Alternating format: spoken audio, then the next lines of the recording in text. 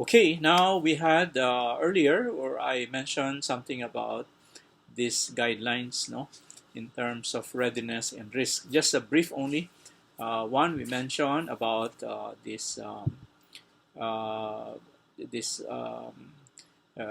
common values. No, they have if they have a lot of values together: faith, uh, family, humor, mutual support.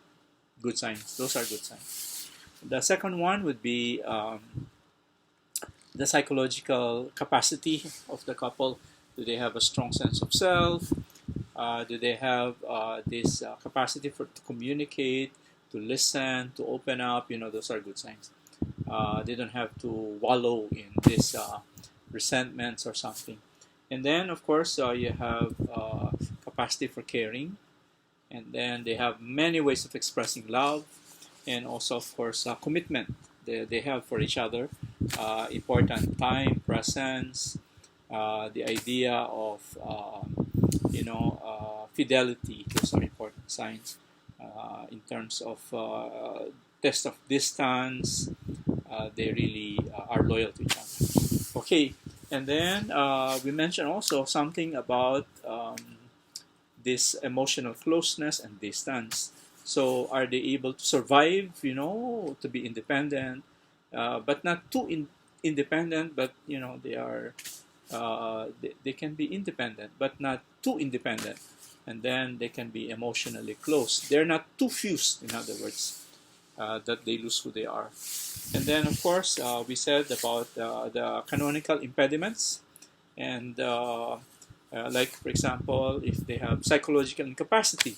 So you have narcissism, you have addictions, you have these disorders, like, for example, bipolar disorder, schizophrenia. These are not good signs. Okay, and then, of course, some details about the personal background. You have, for example, this age. No, you have too young, for example, or in terms of history of truancy, lack of discipline, this economic instability. You have, for example, this truancy when they're young. And then, of course, lastly, the discernment part. So we mentioned about this balancing of peace, love, generosity, warmth. These are good signs. And on the other hand, if there's a lot of division, quarreling, misunderstanding, doubts, fears, so you weigh, whether you have 80%, for example, they are somehow solid, they are more connected, and these are good signs. 20%, of course, there are some misunderstandings, but in general, they're solid. Okay, so that is what we took in the first segment of this module, how to accompany our people who are getting married. The next one I want to do is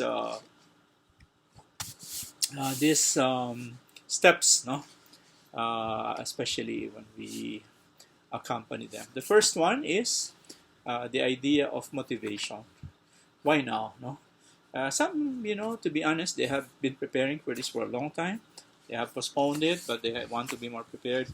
The others, are they getting married because someone gets pregnant, so and therefore, are they ready or are they pressured? Okay. The second step that we want to know is history, how they got attracted to each other. Where no, the first time they met each other, this is rather interesting, and you talk to the boyfriend, the girlfriend, like that, okay, and they have their own versions, and they just add to the story. The third one is what drew them to each other, because anywhere physical, maybe character, what do they really like with each other? So this is the third one. And then number four is sometimes not always that they understand each other, not always they are attracted to each other, not always that they somehow they understand each other. So somehow there are differences, and that is number four. We want to surface them. Number five is we want to have another session in terms of follow up. No, usually people ask me, do I ask all this in one session? No, no, no. Usually, these are like days. No, motivation, initial beginning, very short, maybe 1 and 2 together. Okay, and then what attracted them to each other, another session on sometimes differences, another session on their family background. Of course, popular one would be the genogram, and the genogram is about significant persons, significant events that who influence their lives, people who influence them, and you will see surface values. You will see how unique they are and lessons learned, especially ups and downs of their family life. And then number 6 would be about symbols, no symbols. I asked them to draw, certain things. I have some here, but it's inverted. But let me just read to you. For example, this, you see this? It's about love, God, something on commitment, and they have the roots, the roots. You have roots of communication, unity, trust, consideration, prayerfulness, respect, devotion, care. Wow, a lot, no? And then loyalty. You have kindness, good health, togetherness, support, financial stability. Okay, so like this one, they have that is the one symbol they have. Okay, another one would be this one. Okay, this one, love, happiness. You have family, faith, friends, people in need, contributing to humanity, and then values, children, life fulfillment, humor, personal growth, and skills development. Okay, so another possibility is this one, like this one, you see. So it means loyalty, faith. You have, I suppose, savings, care for family, respect for the elders, etc. And then you have this one. You see that one?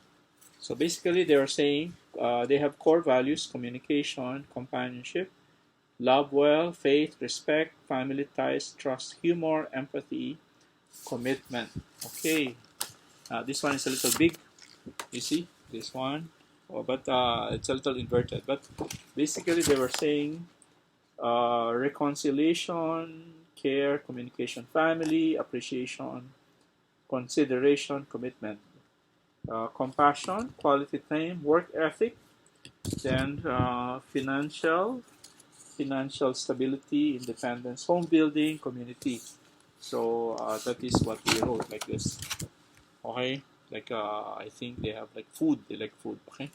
Anyway, so those are just like samples of what people draw, but you get the idea, no? Symbols, and then lastly, of course, I asked them to have liturgy, but I have samples of liturgy that I have, readings, the flow, and I practice with them, no?